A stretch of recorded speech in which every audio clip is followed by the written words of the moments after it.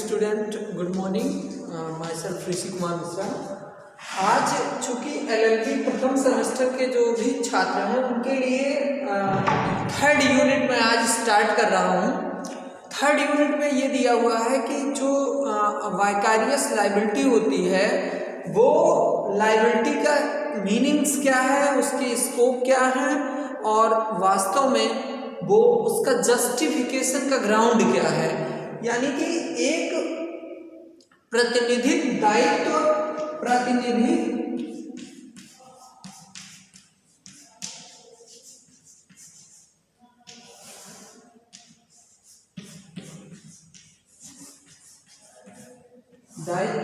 है क्या, प्रतिनिधित्व दायित्व है क्या और वास्तव में इसका विषय क्षेत्र क्या है, ये किस जो है इसका स्कोप क्या है और इसके अलावा इसके प्रमुख आधार क्या है, इसका औचित्य क्या है इस लॉ ऑफ टार्ट में होने का। बहुत ही इंपॉर्टेंट है ये। इसमें हम देखेंगे कि वास्तव में क्या होता है। सबसे पहले हम जनरल रूल को देखते हैं। जनरल रूल क्या कहता है? जनरल रूल ये है कि भाई जो गलती करेगा यानी कि दोषी ही क्या होगा, दोषी ही दंडित किया जाएगा, दोषी ही दंड का पात्र होगा, दंड का पात्र होगा।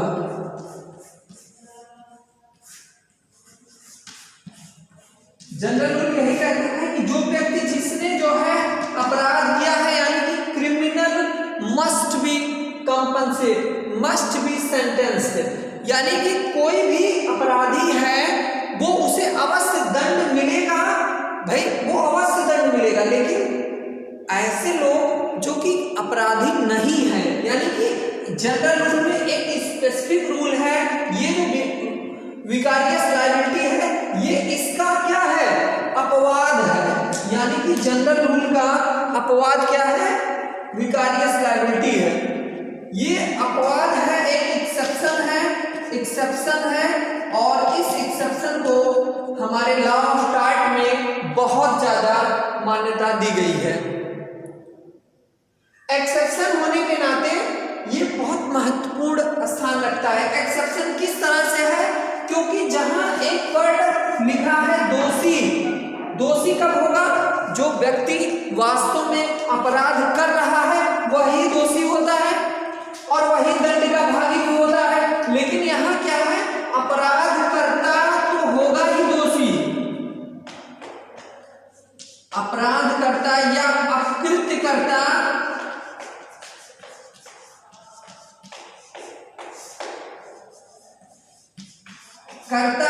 तो दोषी होगा ही, यानी कि ये तो पनिश किया ही जाएगा, दोषी होगा ये कंफर्म है। कभी कभी क्या होगा, और इसके साथ और कौन लोग जुड़े होंगे, ये जो दूसरा व्यक्ति मैंने कहा कि स्वामी भी होगा, स्वामी भी दोषी ठहराया जाएगा, चाहे वो संयुक्तता हो या फिर पृथकता हो। यानी कि अपराध जो अपकृत्य करता है या अपराध करता है वो तो दोषी होगा ही, यानी कि दंडित किया जाएगा, वो चाहे वो स्वयं अलग अलग दंड किया जाए, ये भी दंडित किया जाएगा, ये चाहे संयुक्तता हो सकते हैं या पृथकता हो सकते हैं,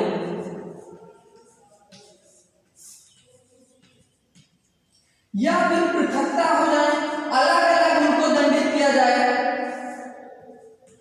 भाई दो बातें हो सकती हैं, या तो दोनों को अलग अलग दंडित किया जाएगा या तो संयुक्त रूप। अब ये मेन फैक्टर आता कहां से, एक्सेप्शन हम कैसे कहेंगे कि विकारियस लायबिलिटी एक सामान्य रूल का, एक जनरल जो रूल है उसका अपवाद है।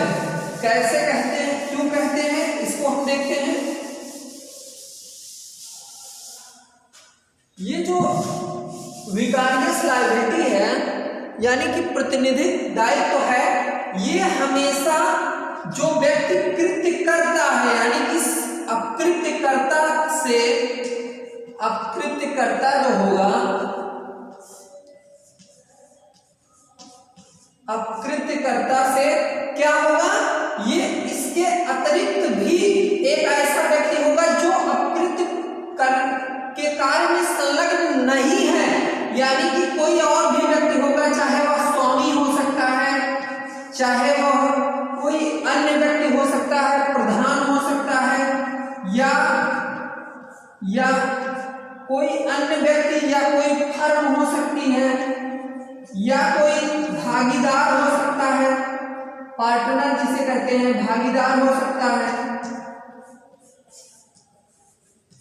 यानी कि ये सभी लोग क्या होंगे, ये सभी लोग इस अपकृत्यकर्ता के साथ ऐसे अपवाद में क्षतिपूर्ति के लिए दायी होंगे। यानी कि ये संयुक्त रूप से ऐसे कृत्य में जो कि किसने किया है, अपकृत्यकर्ता ने किया है, यानी कि जो वह व्यक्ति जिसने वह कार्य किया उसकी गलती का परिणाम किसे भी भोगना पड़ेगा, स्वामी को भी भोगना पड़ेगा।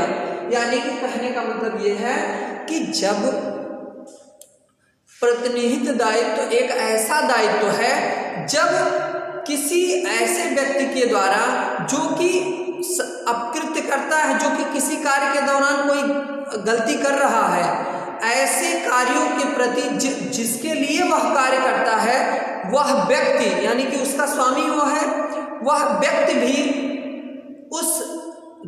जो व्यक्ति कार्य कर रहा होता है उसके साथ संयुक्त रूप से ऐसे अपकृत्य के कार्य में दायी होता है, और ऐसे कार्य में दायी होने के कारण दोनों को संयुक्ततः दायी माना जाता है, या कभी कभी ऐसा भी होता है जब उसे पृथकतः दायी मान लिया जाता है, यानी कि दोनों पर अलग अलग लायबिलिटी फिक्स कर दी जाती है। यानी कि ऐसा दायित्व जहां पर वह व्यक्ति जो कि इस कार्य में संलग्न नहीं था, ऐसा व्यक्ति भी उस कार्य में उसी प्रकार से दायी होता है जिस प्रकार से उस अपकृत्य को करने वाला व्यक्ति दायी होता है, उसी तरह से उसका साथी या उसका स्वामी या उसका प्रधान या उसका पार्टनर, ये सभी भी दायी होते हैं। इसके पहले सबसे पहले हम विकारियस लायबिलिटी के शब्दार्थ पर ध्यान देते हैं कि वास्तव में विकारियस लायबिलिटी है क्या। तो विकारियस जैसे कि वर्ड है, तो विकार एक वर्ड है इंग्लिश का, इसका मतलब है on the behalf of other person. देखिए ये जो विकार है दैट इज इंग्लिश वर्ड है। ये इंग्लिश वर्ड का इसका मीनिंग क्या होता है, मीनिंग है ऑन द बिहाफ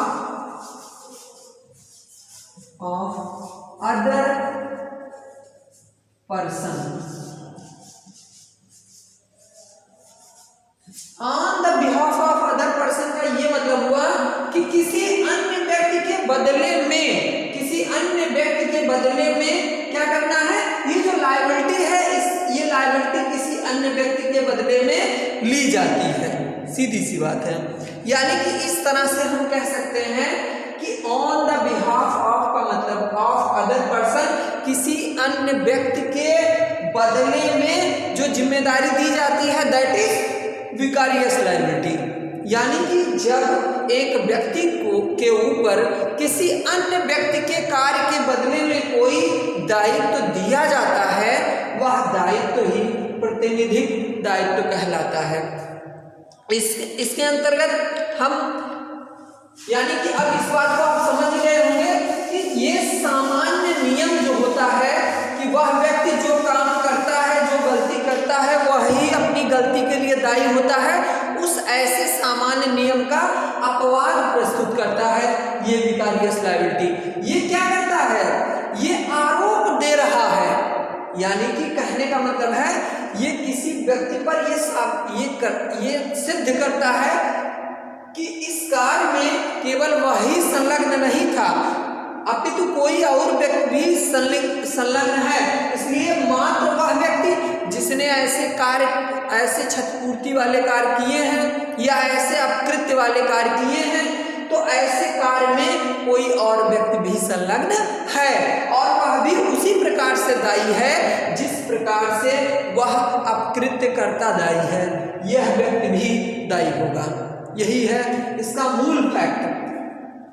अब इसमें और हम देखते हैं कि वास्तव में ऐसे कौन कौन से लोग हैं जो कि इस कृत्य में ऐसे अपने किसी व्यक्ति के द्वारा किए गए कृत्य में दायी होते हैं। ऐसे 3 लोग होते हैं जो कि दायी माने गए हैं। पहला, यानी कि कोई प्रिंसिपल है, यानी कि प्रधान, प्रिंसिपल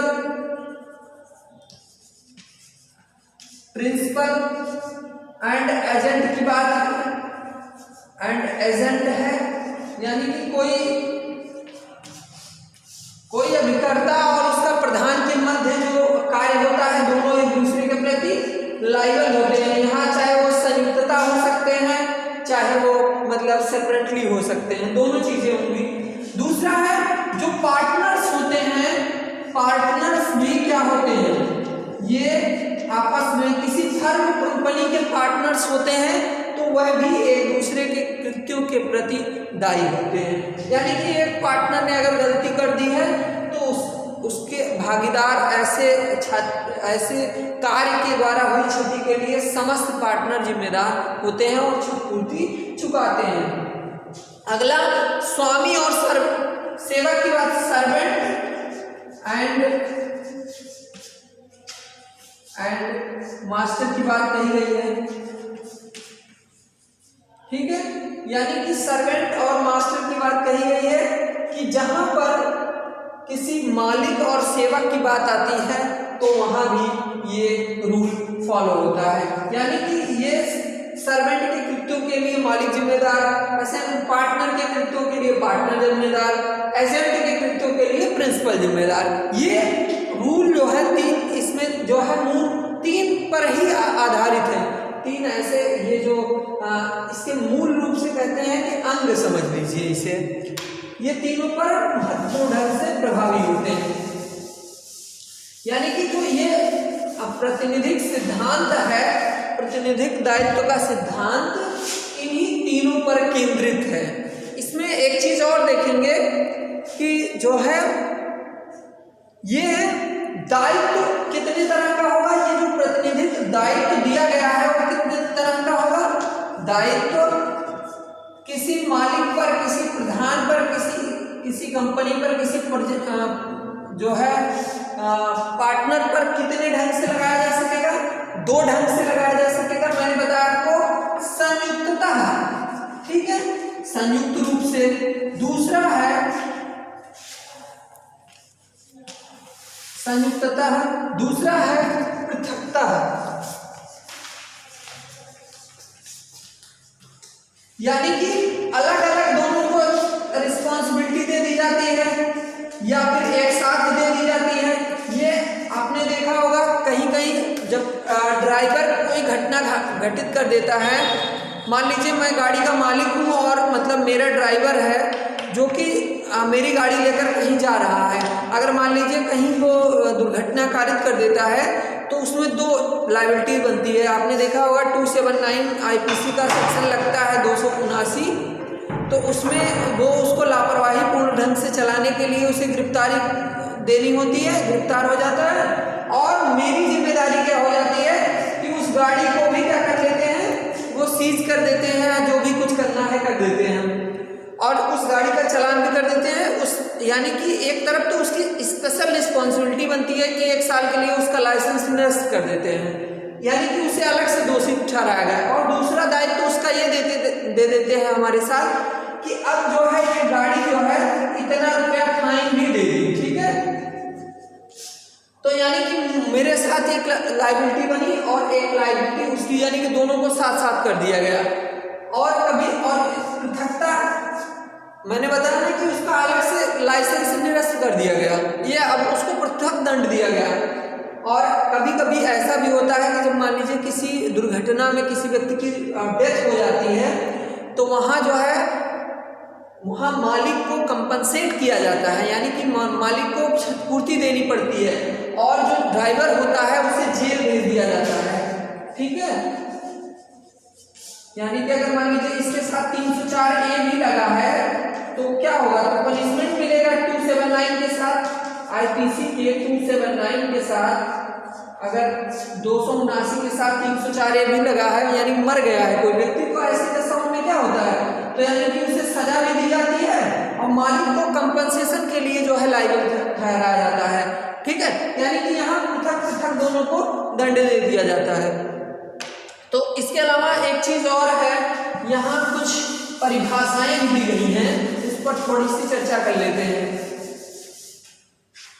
प्रतिनिधि दायित्व की सबसे बेस्ट परिभाषा दी गई है सामंड की। सामंड के अनुसार प्रतिनिधित्व दायित्व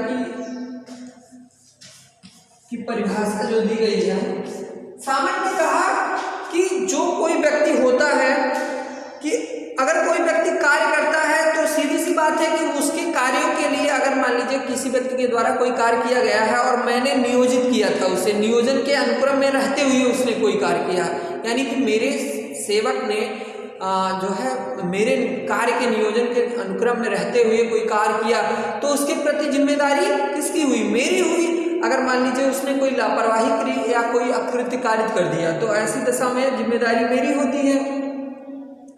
और किंतु अगर उसने ऐसा कोई कृत्य किया है तो कहीं ना कहीं मेरी भी जिम्मेदारी बनती है, भले ही मैं कितना ही निर्दोष क्यों ना रहूं। तो यहाँ पर सामंत महोदय ने कहा कि जब कोई व्यक्ति किसी के कार्य के जो है किसी के द्वारा दी गई सेवा के अनुक्रम में कोई कार्य करता है, जब कोई व्यक्ति किसी अन्य व्यक्ति के लिए कोई कार्य करता है या उसके सेवा के अनुक्रम में कोई कार्य करता है, तो वह व्यक्ति जो कार्य कर रहा है वह तो दायी होता ही है, वह तो दायी होता ही है। उसके साथ वह व्यक्ति जिसके लिए वह कार्य करता है वह भी दायी होता है, भले ही वह कितना भी क्यों न निर्दोष रहा हो। यानी कि कहने का मतलब यह है कि भले ही वह मालिक स्वामी निर्दोष रहा हो, लेकिन वो क्या होगा, वो भी अपने सेवक के साथ दंडित किया जाएगा। यानी कि सेवक के साथ ही उसे भी संयुक्त रूप से दोषी माना जाएगा। यही बात कही गई है। यानी कि इनका सीधा सा कहने का मतलब है जो स्वामी पूर्ण रूप से निर्दोष है उसने तो कोई कार्य नहीं किया, लेकिन उसने क्या किया था, इसे नियोजित किया था। अगर इसने कोई कृत्य ऐसा कर दिया, अपकृत्य कर दिया है जो कि अपकृत्य करने के बाद उससे क्षति हो रही है, तो ऐसी दशाओं में पीड़ित को जो क्षतिपूर्ति दी जाएगी वो इसे दी जाएगी, क्योंकि यही समर्थ है देने में। यहाँ एक वर्ड है कि वो है कॉम्पिटेंट है भाई, वो समर्थ है, स्वामी समर्थ है, इसलिए निश्चित तौर पर सेवक के साथ स्वामी को भी दायी ठहराया जाएगा। ठीक है, इसमें और एक फ्रेडरिक पोलाक जी का भी मत आया था।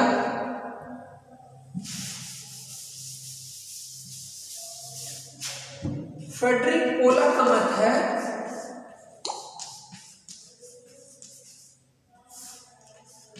फ्रेडरिक पोलक ने कहा है कि प्रतिनिधित्व दायित्व होता क्या है, तो इसके बारे में उन्होंने बताया कि मैं अपने सेवक या अभिकर्ता के द्वारा किए गए कार्यों के प्रति जिम्मेदार होता हूं, तो भाई वह मेरा कार्य कर रहा है तो मुझे ये देखने का भी या ये जो है उचित रूप से समझने का जो है मेरा दायित्व है कि वह कार्य वह पूर्ण सुरक्षा के साथ या ध्यान रखते हुए कर रहा है कि नहीं कर रहा है।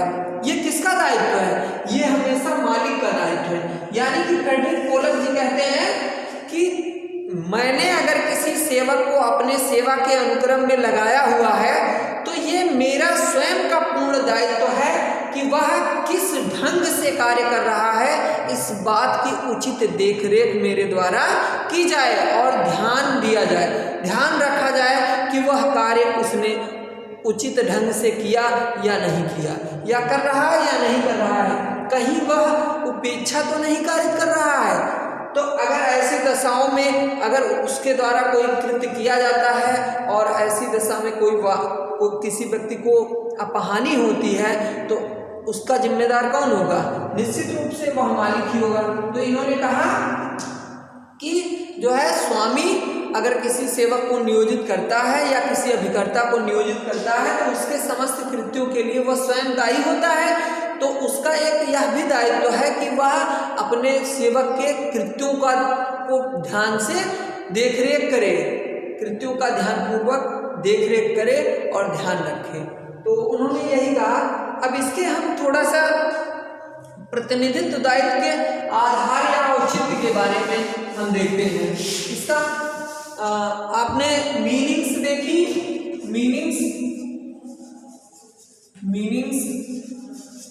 मीनिंग क्या रही इसकी कि मतलब मैंने बताया कि ये on the behalf of other person की बात है कि मतलब विकार का मतलब होता है, इसका ये मतलब होता है कहने का कि मतलब ऑन द बिहाफ ऑफ, किसी दूसरे के स्थान पे कोई जो है कृत्य कार्य करना। और इसके बाद मैंने आपको बताया कि इसकी डेफिनेशन क्लास क्या है, ठीक है, डेफिनेशन। अब इसका जस्टिफिकेशन देखते हैं कि मतलब या बेस क्या है। Justification of vicarious liability.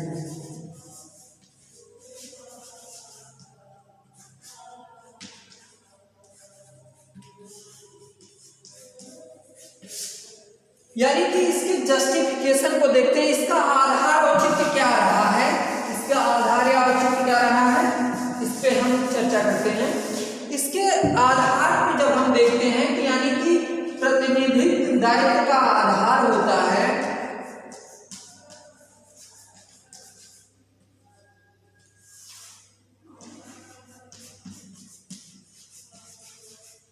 प्रतिनिधित्व दायित्व के दो आधार बताए गए हैं।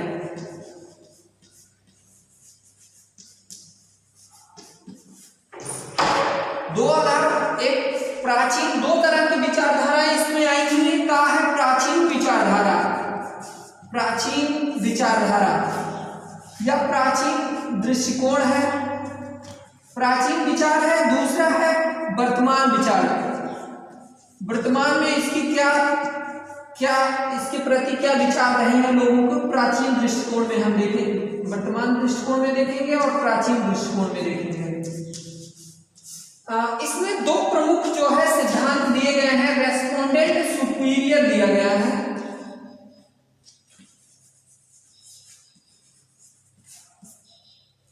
सुपीरियर एक है, और इसमें है क्यूरिक एसिड पर एलियम एसिड पर सी।